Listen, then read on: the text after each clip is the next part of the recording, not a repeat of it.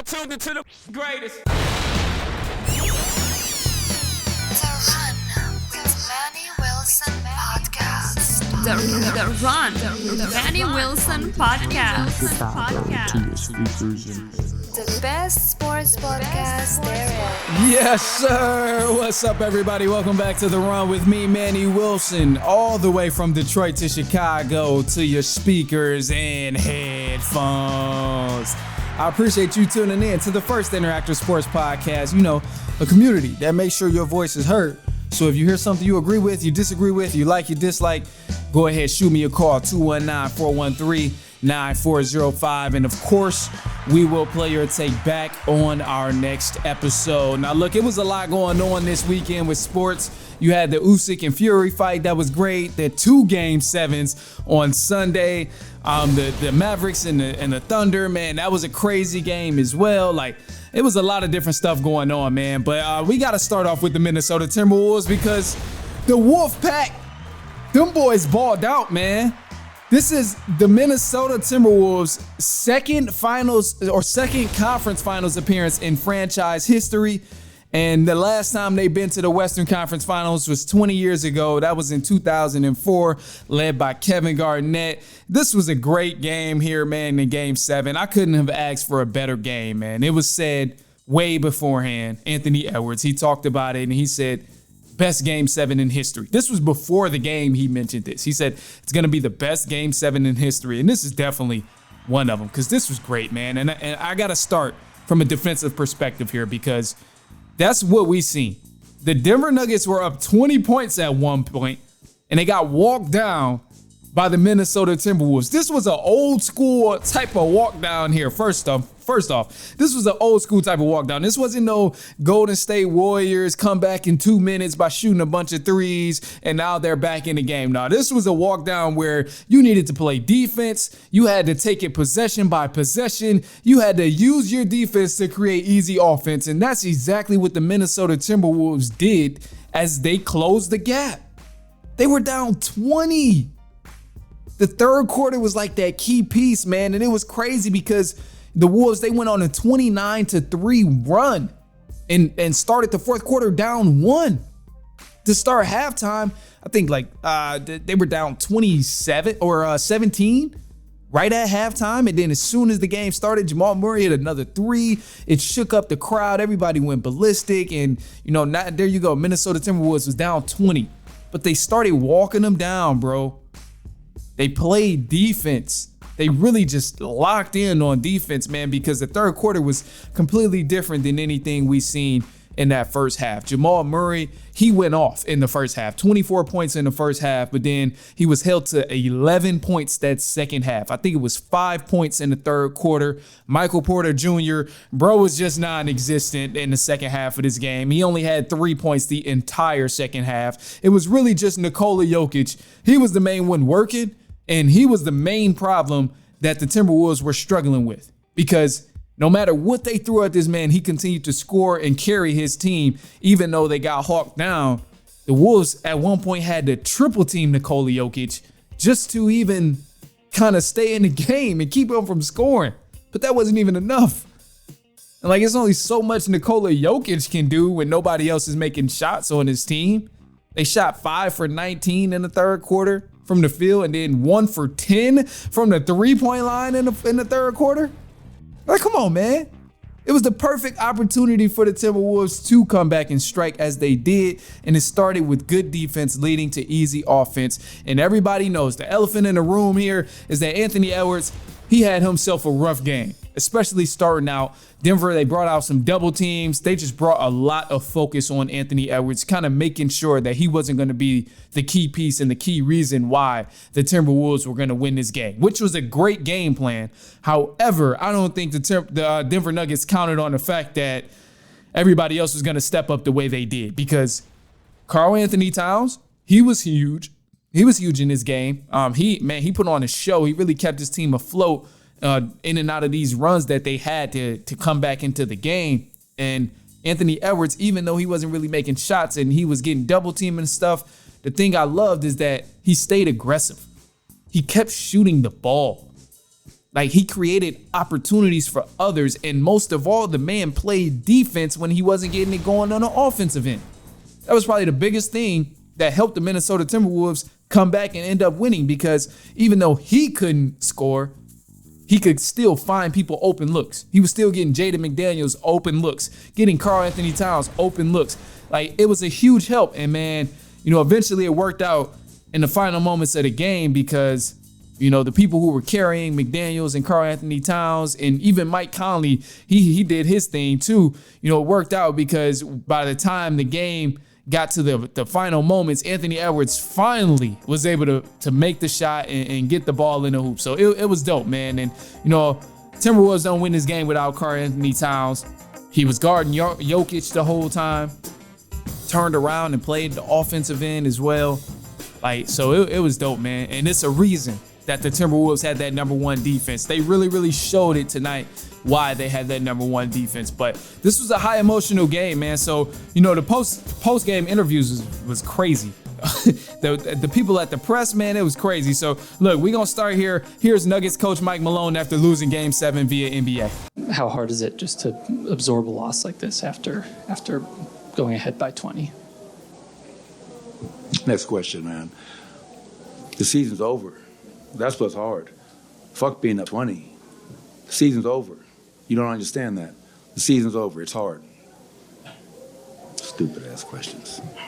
And here's Anthony Edwards and Karl Anthony Towns after the big win via NBA. This is for either one of you guys. And usually in NBA history, it says you have to lose and lose big before you win. What is it about this team that says we lost last year? Yeah, but that's different. You have to lose at a bigger stage. Usually, teams usually. It's the playoffs. We lost last year. We lost the last 2 years. Shit. God damn. How much more we got to lose? Yeah, how much you want us to lose? Been losing for 20 years. I mean, that's just the truth, dog. God damn. All right, man. Look, got a quick side note here, because as you know, it was a couple of other things that happened. So just some random thoughts that's been going on my mind. The Oklahoma City, they fell short to the Dallas Mavericks. The Dallas Mavericks won that series in 6 games. That was an amazing final game there. And the big controversy here was, the foul call at the end on Shai Gilgeous-Alexander. I thought it was a foul call. I mean, they got it right. It was a bold way to end the game, but ultimately, that just takes discipline, man. That takes discipline. You can't make those type of fouls, and you can't close out shots that way that he did, because you look there, it was contact. It was clear that it was a foul call, and I'm one who always believes, I don't want the ref to get involved in the final moments. I don't want to see the referee calling stuff. Let these guys play. Let the game be determined by who's on the floor and the skill that they have playing against each other. That's always, my flow when I'm talking about crucial moments of the game. But that was the right call, unfortunately. It was the right call. Another thing too, man, the big fight between Alexander Usyk and Tyson Fury, that was dope too. I did catch a little bit of it, but it threw me off because the fight came on earlier than, most fights. Most fights come on at way later in the day, but this one was pretty early, and I was trying to watch the OKC game, so it threw me off. But above all, I thought it was a great fight, man. This was dope. Shout out to both of these guys for making this happen. Alexander Usyk and Tyson Fury. He got the brakes beat off of him at one point. I think it was the 6th round, and I thought he was gonna go down. I was hoping for it, because usually we don't see Tyson Fury go down. And correction, I think I might have said Usyk, but we seen Usyk. He was giving Fury the business in the 6th round, and it was close for Fury to go down, but he didn't. And they continued to fight. They continued to battle it out. But I would love to see a part 2 of this fight, man. I think that could be super duper cool. But ultimately, I'm glad I was right with my prediction that Alexander Usyk was going to win above all. So, look, man, hey, go ahead, shoot us a quick call, 219-413-9405 if you got a quick take, some questions, or you just want to go ahead and share your thoughts about one of the games that happened. Maybe you watched Anthony Edwards freeze up in the first half, and you seen him get to work the second half. Maybe you was a Denver Nuggets fan, and you just was hoping they pulled it off and they folded like that. So, who knows, man? Anyway, shoot us a call, 219-413-9405. And of course, we'll play your take back on our next episode. It's halftime, man, so you already know we got some news for the run coming up, and stay tuned. The New York Knicks, oh yeah, they got sent home. It's been a sad day in New York. But we'll touch on all of that in just a second. It's halftime. We'll be right back.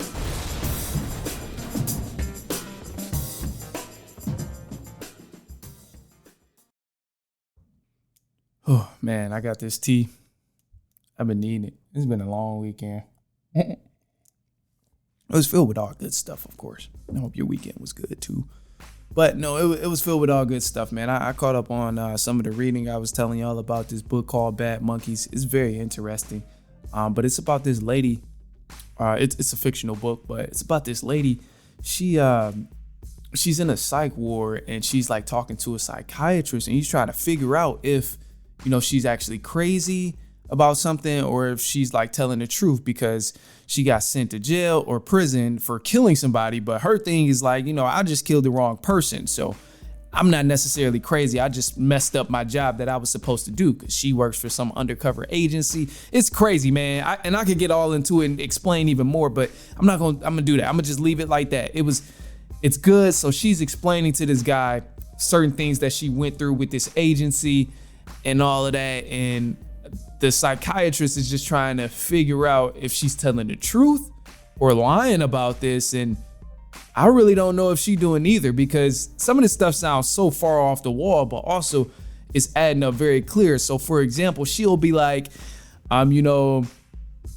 this guy visited me when I was in the hospital. He proposed this, and then he said, as long as I meet him here, then whatever, this man will be taken care of and he'll be dead.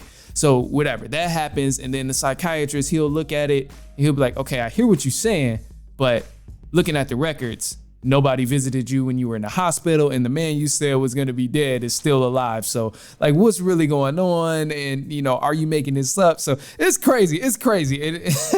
So I spent a lot of time reading that book. I tried to listen to the Gunna album. I couldn't do it, man. I don't know, man. Sometimes I'm just not able to rock with the style sometimes, bro. Like, I don't be needing stuff that aggressive all the time, like, I just got to be in a certain mood for it. But I definitely been rocking with the Gambino album, Childish Gambino. I think his album is dope, man. I've been playing it kind of nonstop since last time I talked about it, but it's dope, man. It's very different. It's very unique.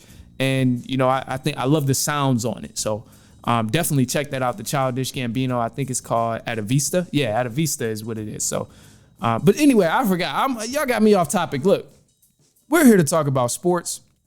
I need to get my last sip before we go back in. And we're here to talk about sports. I said I was going to give you some news and stuff like that. So, all right, let's do it. All right, let's get into it, man. News for the run. Today, we just got the playoff picture and the things that happened over the weekend. So, as I mentioned, the New York Knicks, they fell short to the Indiana Pacers in Game 7. They lost 130-109. And the Minnesota Timberwolves, they beat the Denver Nuggets 98-90 in Game 7. And then also, too, you cannot forget about the Dallas Mavericks and Oklahoma City Thunder. Oklahoma City Thunder had a chance to send it to 7 games, but they fell short in a close game situation to the Dallas Mavericks, which means the Dallas Mavericks won that game 117-116. And yeah, you can bet on these next rounds of the conference finals being elite. So the matchups you will have is the Dallas Mavericks versus the Minnesota Timberwolves, and the Indiana Pacers versus the Boston Celtics. We'll cover more on these matchups next or later on this week. We don't want to talk about it now because we got to let it simmer down just a little bit. And the series that really stood out to me was the New York Knicks and the Indiana Pacers here, because as we all know, Pacers won Game 7 in a dominant fashion. And you may have watched the game, you may not have watched the game, but either way, bro, the Pacers, they were on fire in this game. And it was literally nothing anybody could do about it. They literally had the highest shooting percentage in NBA playoff history. NBA playoff history. Literally everything was falling. Everything was dropping. Watching this game, it was just one of them times, bro. It was one of them games where everything drops. And like, you go to the gym, you just feeling good. You can throw up stuff off one leg, trying shit you ain't never tried before, and it's just gonna drop. That's just the type of game that it was for the Indiana Pacers. So a slept on part of this game outside of the immaculate shooting that they had this game is the defense. Man, they play really well on the defensive end, and I thought this helped them escape away from the New York Knicks in this game. This helped create that separation in this game because they didn't really allow easy buckets, and all the shots that the Knicks threw up were highly contested. So it's only so much you can do where a team is playing great defense on you, and then also they're not missing any of the shots they throw up.